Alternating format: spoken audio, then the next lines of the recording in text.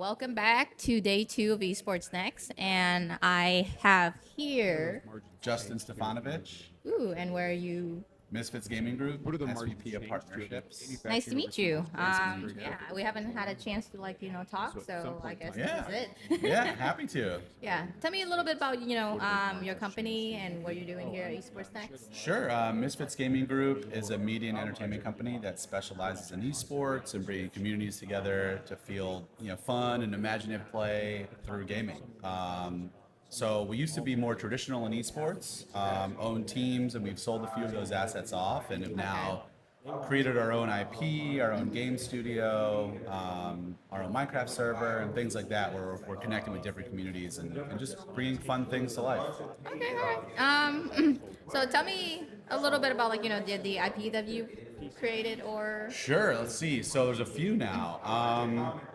Our most recent launch was a game studio called Pixel Playground, which is a Okay. joint venture with Carl Jacobs and ourselves in Creedcraft. Okay. And we have since launched our first Roblox game called Game Show, as well as we're building out some branded experiences for brands within that world, as well as our own standalone experiences in Roblox.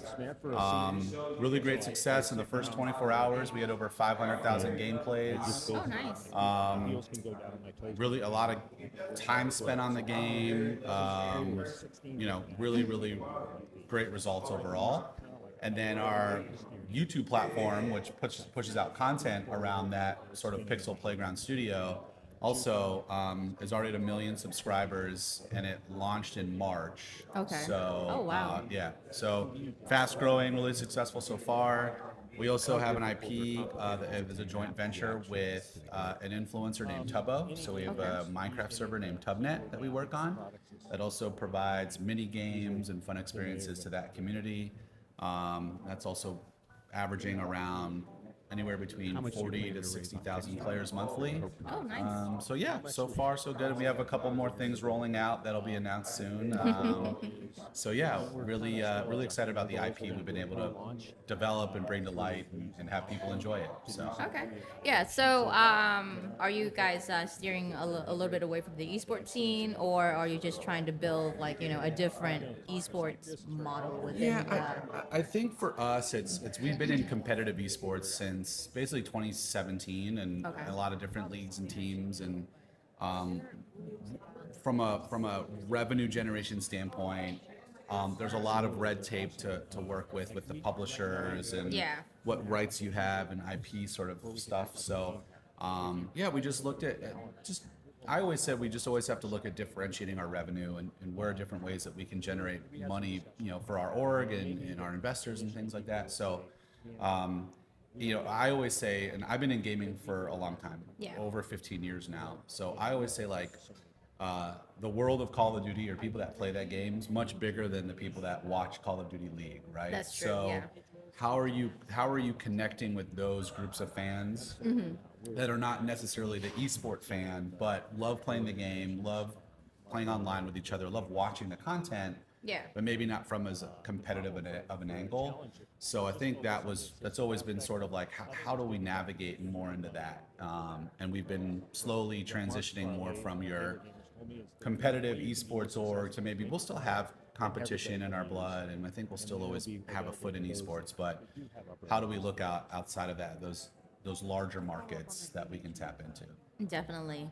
So, with that in mind, what is the age group that you are targeting now? Is it still the early teen, the early late teens to 30 Yeah, something? I would say the beauty of a lot of, I always said this, to me, esports and gaming is one of the few industries that instead of the age shifting, it just gets wider. So true. I'm 40, I still play video games, right? Yeah. And the same thing with my daughter's now starting to play video games, and she's going to be 8. So we're not necessarily seeing 8-year-olds just transition out or 40-year-olds stop playing video games. So that market's just getting wider. I think there's obviously a difference in what games you play, right? There's obviously a market for certain games when you're younger versus when you're older. Yeah.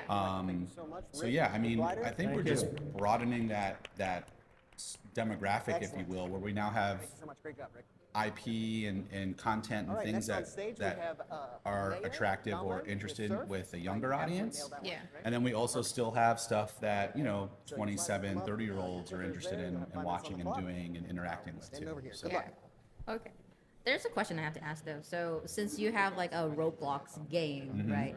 Is that geared toward more for the younger audience, or do you all see also like older Yeah. ages playing Roblox also? It's funny. So we just launched our game, and the game was Roblox doesn't really give you age-specific data. It gives you like groups of under 13, Okay. and then Yeah. 13 to 17 that you can try to get, and then like 18 plus. Yeah. What we noticed is that under 13 had the largest demographic of the game, but then we had basically the other two quarters were 13 to 17, and then 17 and up was actually the second largest demographic we hit on our Roblox game. So Am I missing out I on guess you'll something? never know. I mean, Roblox is trying to put more initiatives out to try to get an older audience. They Yeah. just announced their kind of development kit where you can make all sorts of games. So like even like Blood and stuff like that, and games that you can build on their engine and make like a shooting game. Yeah.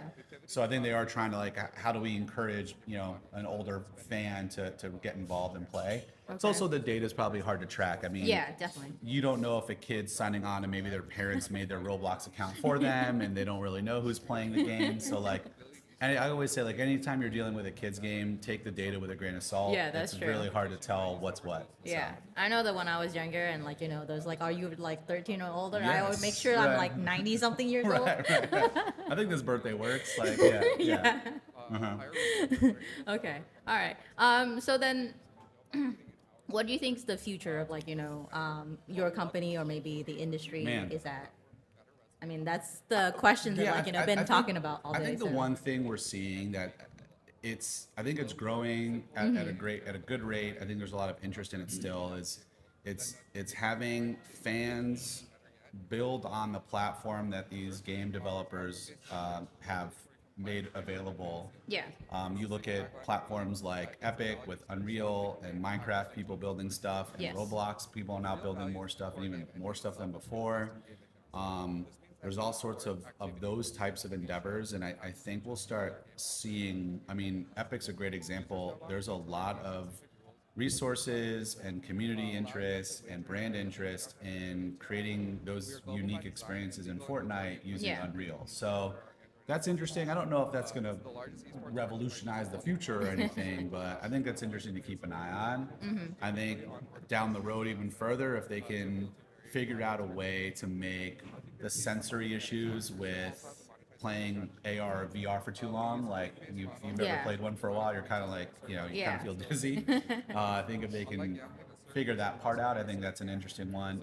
We'll see what happens with the Apple Pro Wear stuff. If there's Yeah, any yeah. kind of, spatial AR component where you can kind of see your environment behind you, but not. I mean, and then off of that, like what happens with games that are like the Pokemon Go's of the world and stuff. Yeah. So I don't know. I mean, I think the beauty of our industry is things happen really fast, and Yes. something can pop up out of nowhere, and next thing you know, it's everyone wants to get behind it, and Yeah. then sometimes things move slow and it takes them a while, and then eventually it becomes kind of normal in the market. So it's hard to guess gaming. It's a hard field to figure out the future. That is true. Yeah. So one thing I think a lot of people agree within like the gaming or esport industry that like change is happening all the time. Right? Yeah. So like for a company like yours who's been in the game for so long, how do you adjust? When change is happening so much. I think fortunately for us, we have a really good team internally and our upper level team of management decision makers who are, I think, quick to try to, I don't think they make decisions too quickly. They want to see things, how they're going to play out. But we're quick to adapt. We're not stuck in our ways, which I think is really important for gaming and esports. I think there's some esports orgs that have been out there that are like, no, we're really going to double down on esports, and some of it's worked for some. And I think it hasn't worked for a lot more. I think it's hard to to kind of just stick to one thing. I think you have to, if in any good company, I think you have to diversify your revenue and Yeah. kind of different things you can bring to the table. And yeah, I think that's important. Fortunately for us, like I said, we've been able to pivot quickly. So Yeah. That's great. Yeah. I mean, I think for any company to like survive for like a long time, you have to change, you have to adapt, right? Okay. All right. Thank you so much for being here with me today. Is there any last things you want to tell the audience today? man, I don't know. I guess keep your eyes peeled in maybe a couple days. We'll have a couple more announcements coming out Okay. All from right. Misfits Gaming. So some fun stuff to be announced soon. All right. That sounds so exciting. Thank you so much for being here today.